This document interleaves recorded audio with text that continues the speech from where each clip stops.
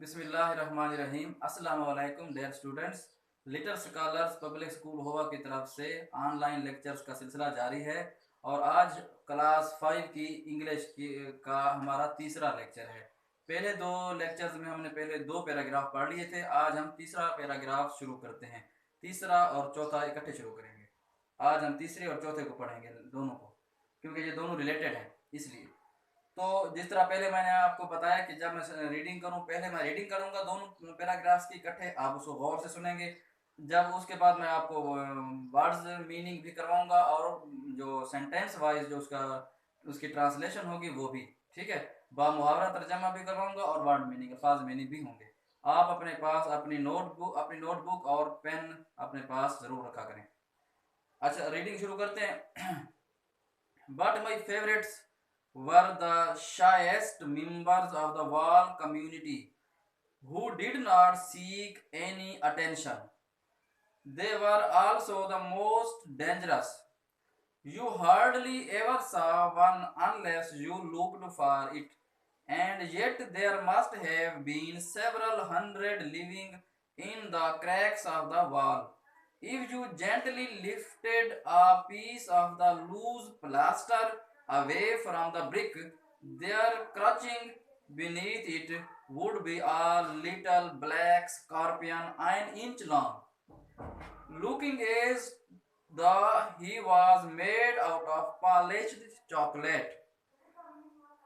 They were weird looking things, with their flattened oval bodies, their neat crooked legs, the enormous crab like claws, bulbous and neatly jointed as armor, and the tail like a string of brown beads ending in a sting like a rose thorn. The scorpion would lie there quite quietly as you examined him, only raising his tail as a warning sign if you breathed too hard to him. If you breathed too hard to him. तो ये मैंने reading की। अभी हम इसकी translation शुरू करते हैं। पहले साथ साथ मैं आपको वर्ड्स मीनिंग भी पढ़ाऊंगा। But my favorites were the shyest member of the wall community who did not seek any attention. लेकिन my favorites, मेरे पसंदीदा, were the shyest member of the wall community. वाल जो दीवार थी उसकी आबादी के बारे में, दीवार के अंदर रहने वाले जानवरों के बारे में बात हो रही थी। तो वही वो बात आगे चला रहा है कि लेकिन जो मेरे जो फेवरेट थे, पसंदीदा जो थे, वो अब उस आबादी में रहने वाले वो जानवर थे जो सबसे शर्मीले थे। Who did not seek any attention. शायस्ट, सबसे शर्मीले। शाय कहते हैं शर्मीले को, शाय, शायर, शायस्ट। ये जो डिग्रीज होती हैं, जो एडजेक्टिव्स की, किसी चीज की जो सिफत बयान की जाए, किसी चीज की खूबी बयान की जाए, खूबी हो या खामी हो, उसे इंग्लिश में एडजेक्टिव कहते हैं, उर्दू में इस्म सिफत कहते हैं। इस्म सिफत की 3 डिग्रीज हैं। पहले पॉजिटिव डिग्री होती है, फिर कंपेरेटिव डिग्री होती है, तीसरी सुपरलेटिव डिग्री होती है। तो शाय पहली डिग्री है उसकी पॉजिटिव, शायर उसकी कंपेरेटिव डिग्री है जब चीजों का आपस में मवाजना किया जाए। तीसरी डिग्री होती है सुपरलेटिव, शायस्ट।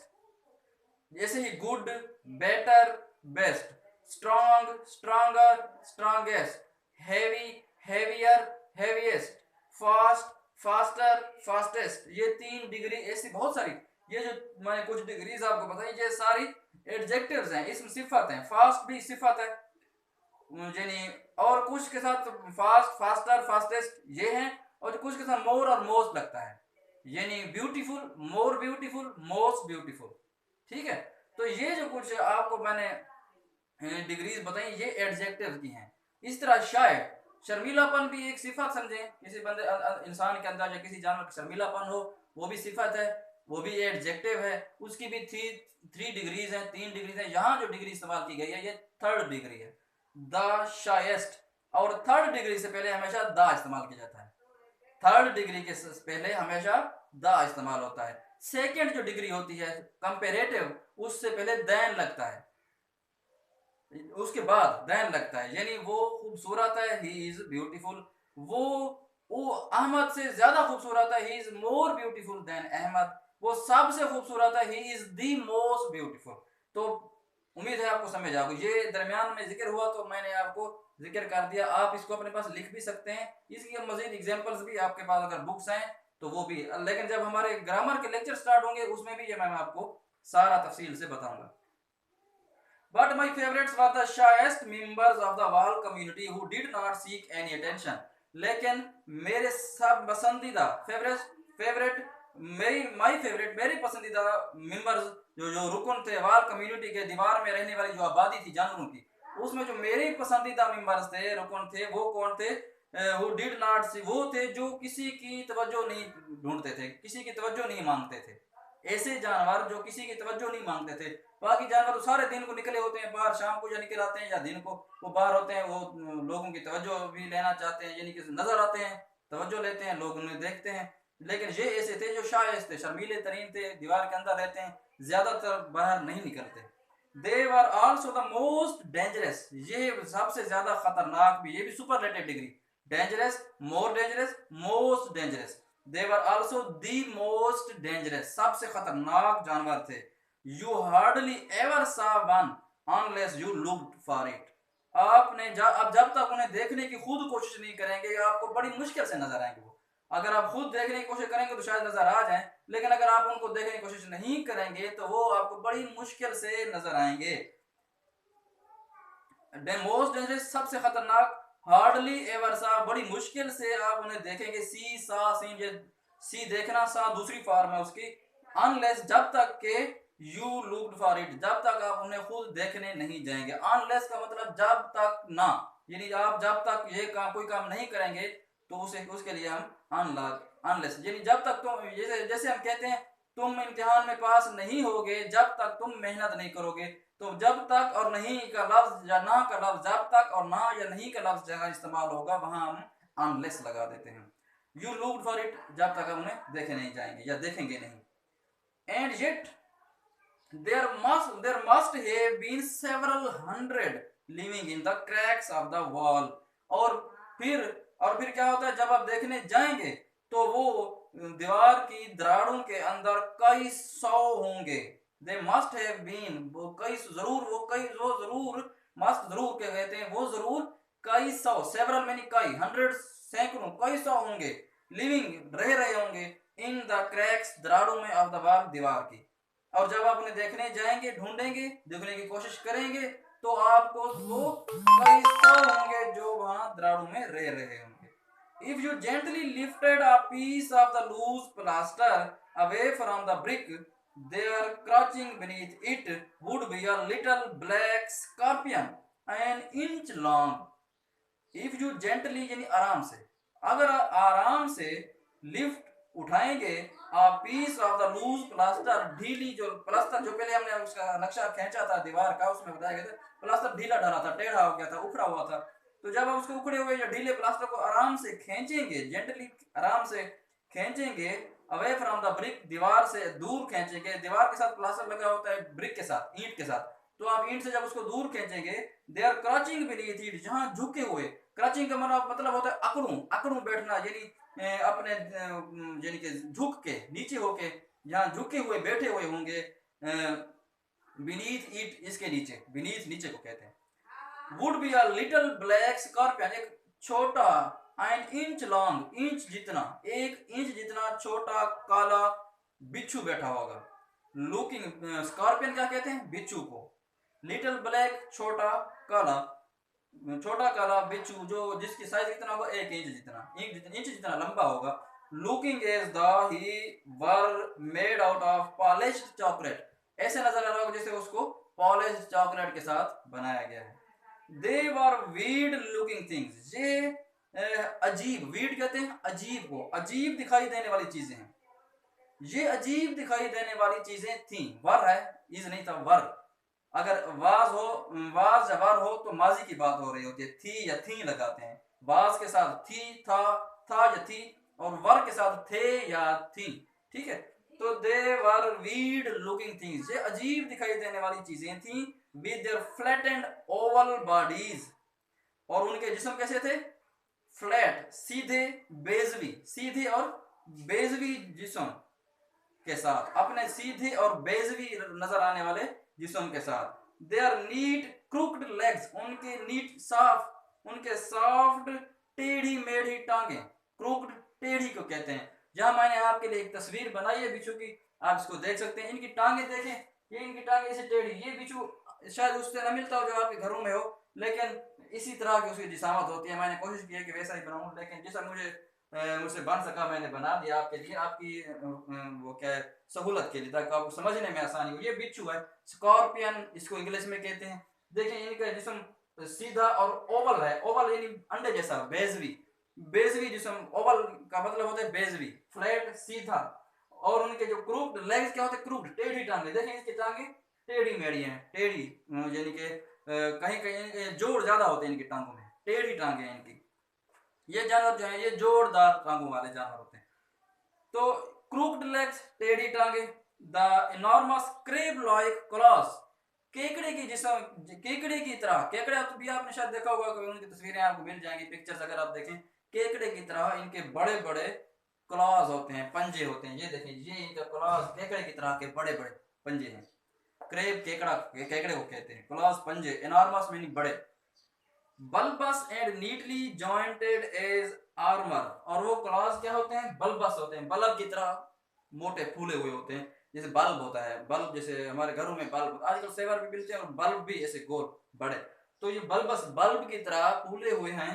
और bulbous and neatly jointed as armour, ये आर्मर हथियार की तरह, जिराह की तरह। जैसे कोई पुराने जमाने में जो जंगें होती थी और सुपरस्टार जिराह पहन लेते थे, आपने शायद देखा हो पुरानी कई इंग्लिश अंग्रेजी फिल्मों में, जो आपने जो पुरानी जो दौर की फिल्में बनाई गई हैं उनमें आपने देखा होगा, जो जंग लड़ते थे उनके सुपरस्टार या जो सिपाही थे वो जिराह पहनते थे, यहाँ यहाँ आगे लोहे से बने हुई। तो ये भी उसी तरह ही नजर आते हैं।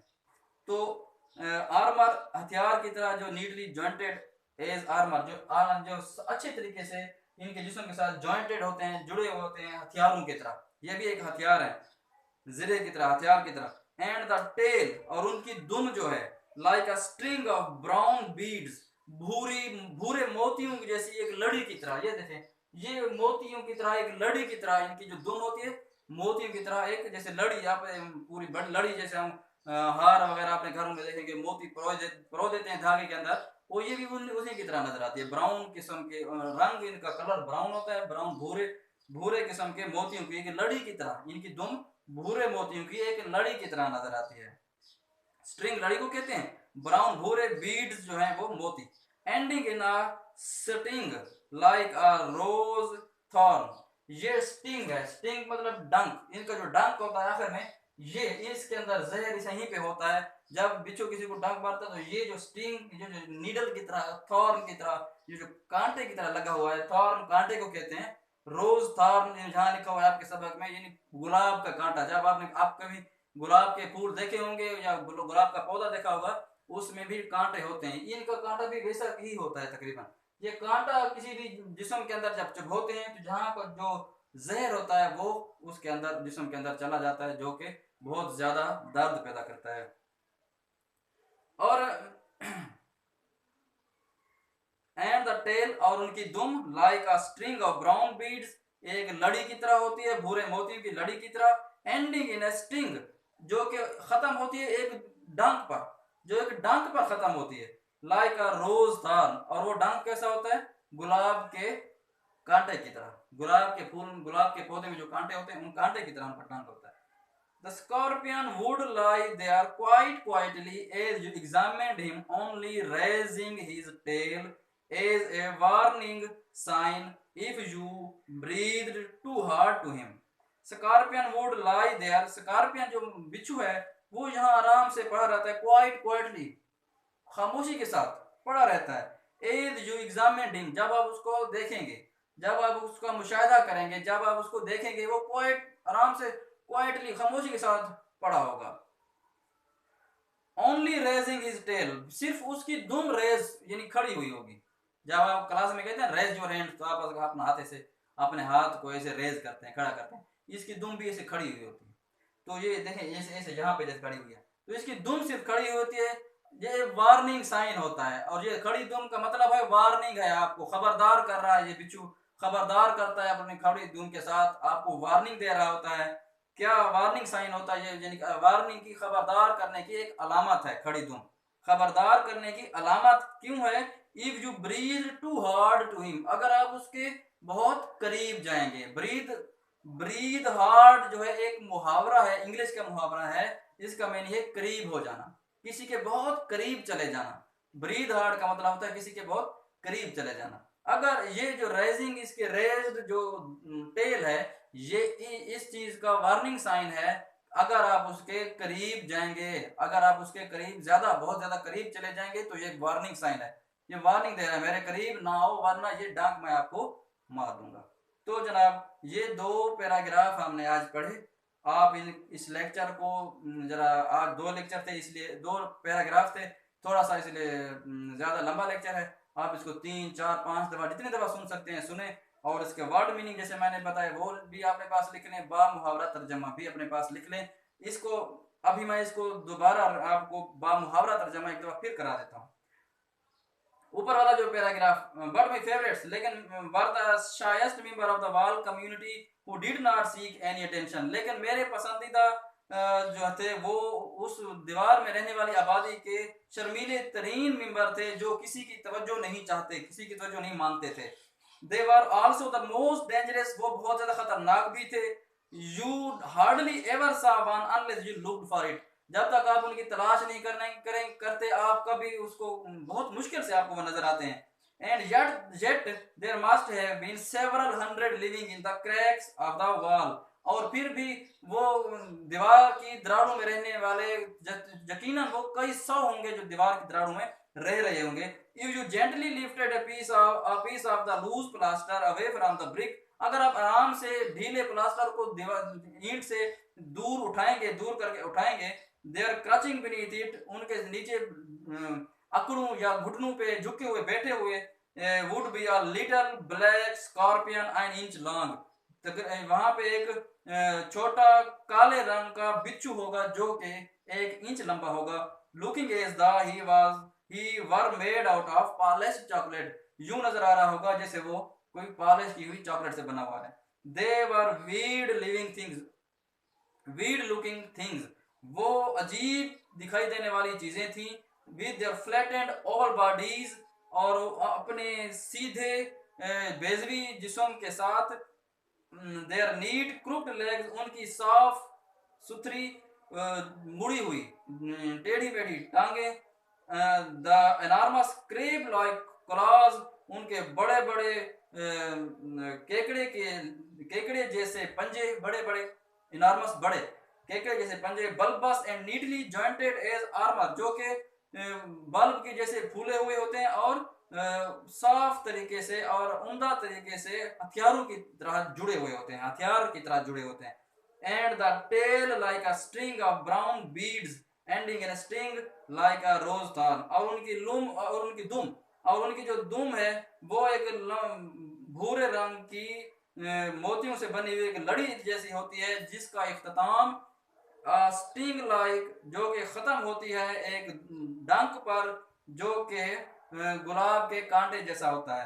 The scorpion would lie there quite quietly as you examined him, only raising his tail as a warning sign if you breathe too hard to him. जो बिच्छू है would lie there quite quietly, ये बिल्कुल खामोशी के साथ, आराम के साथ जहाँ लेटा, जहाँ पड़ा हुआ होगा। यू एग्जामिनिंग, जब आप उसको देखेंगे। ओनली रेजिंग हिज टेल, सिर्फ अपनी दुम उसकी खड़ी हुई होगी। एज ए वार्निंग साइन, जो कि एक खबरदार करने की अलामत है अगर आप उसके बहुत ज्यादा करीब जाएंगे। तो ये आपका मुहावरा तर्जमा भी हो गया। इंशाल्लाह उम्मीद है आपको ये लेक्चर पसंद आया होगा। आप इस लेक्चर को 1 2 से 3 मरतबा भी सुने या डाउनलोड कर लें, बार बार सुने। जितना ज़्यादा आप इसको सुनेंगे उतना ज़्यादा इंशाल्लाह फ़ायदा होगा। इंशाल्लाह फिर आपसे मुलाकात होगी अगले लेक्चर में। अब अगले 2 पैराग्राफ पढ़ेंगे। Thank you very much, good luck.